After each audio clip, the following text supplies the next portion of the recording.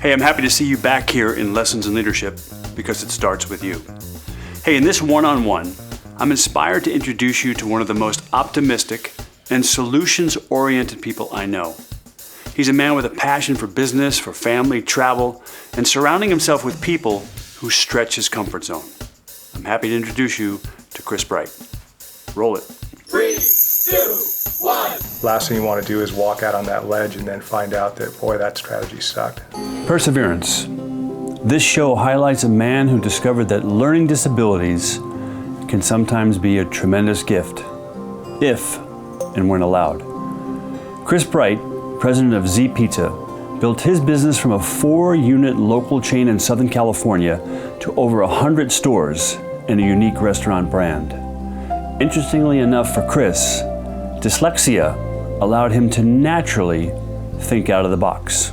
Hi, I'm James McPartland, and like my friends often do, feel free to call me Mac. I'm proud to introduce you to Chris Bright, the president of Z Pizza. In this story, really a story about adversity, Chris will share a gift, that gift of dyslexia that instead of adversity became for him like a university.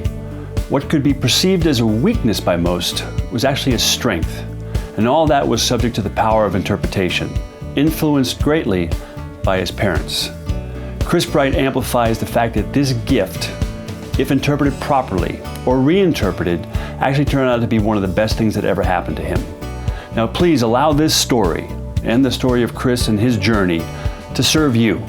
An opportunity for you to recognize your own gifts, to look at your life, to look at what you have and recognize that you yourself, like Chris, have the power to make a difference, to put a dent in the universe. You know, what Chris has stimulated a lot of thought around was the power of a peer group. You know, who you're around is who you become. And with that group, the people that you associate with, transparency and authenticity is everything. Also, to be unafraid to share your passion. And one of the best definitions I've ever heard of passion is being willing to suffer most for what you truly love. Chris seeks the truth, and that's one of the greatest gifts you can give to another person. And he's also built an amazing support squad, those folks that he can go to when times are difficult to help propel him to continue to move forward. Let's learn more about that. First off, you've got to look within yourself is what it is you're seeking to do. Are you passionate about it? Because if you're passionate about what it is you're seeking to do, then you'll be curious and you'll want to continue to strive to gain as much insight and as much knowledge and as much capability as you can. Don't be so defensive. Don't be the one who feels like you have all the answers. It's an interesting dichotomy in the sense that we as an entrepreneur, especially as an entrepreneur that has to go out and raise money, you have to be the one with all the answers. You have to be able to defend, what your vision is and what your idea is, what your concept is. You can't look vulnerable. You can't look weak in that environment. But then you have to be able to turn that off, I think, and really interact with peers and mentors and open up to them and let them help you to hone your thoughts and strategy and your business model to make it better and to hopefully make it successful.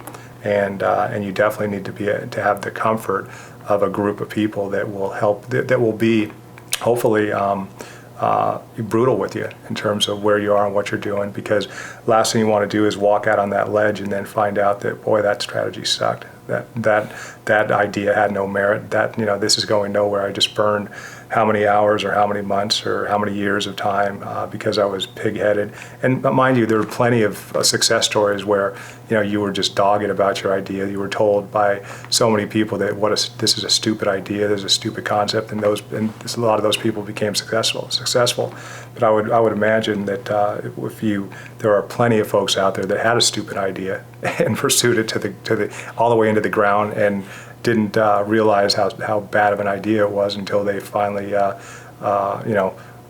woke up one morning with no money in their pocket and no opportunity, and 10 years had gotten behind them. There is a huge opportunity to be able to hone your strategy and thoughts and ideas by associating yourself with a group of people that can become your comfort zone, if you will. What really comes searing through this entire discussion with Chris is the word passion. One of the best definitions I've ever heard of passion is a willingness to suffer for what you love most.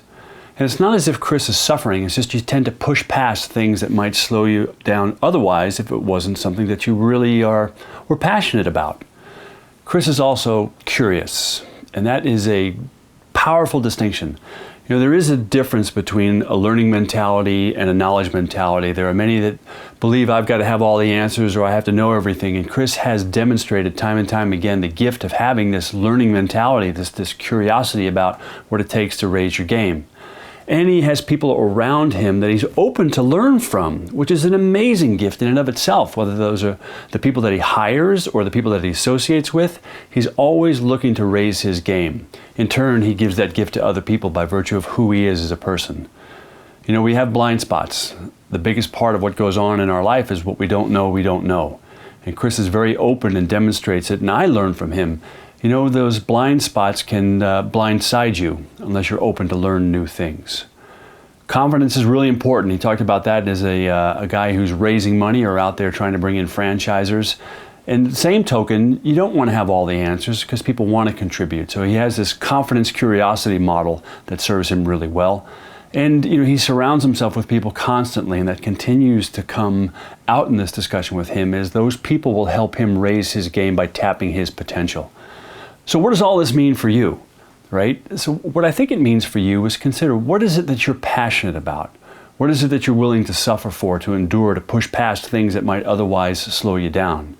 And are you open to learning? And do you surround yourself with people who are going to really, really stimulate you to grow? You know, I've heard it said, and perhaps you have in some sort of similar vernacular, is you're the sum total of the 5 people you spend the most time with. So as you look at the people in your world, you have to ask yourself, how are they influencing you? What's becoming contagious by virtue of how you spend time with them? What's rubbing off? And in turn, how are you rubbing off on them? It's passion, it's people, it's focus, and it's that squad you have around you to help you raise your game to unlock your potential. That's how you put a dent in the universe. So among the things we learned from Chris is that his perseverance is energized by his passion. That's something we should all think about. It's also energized by surrounding himself with people that he feels that he can lift or lift up, he can pour into, and those that do the same for him. He has taken ideas or shaped ideas with these people into business and life triumphs far beyond what he's told me, what he even thought he was capable of.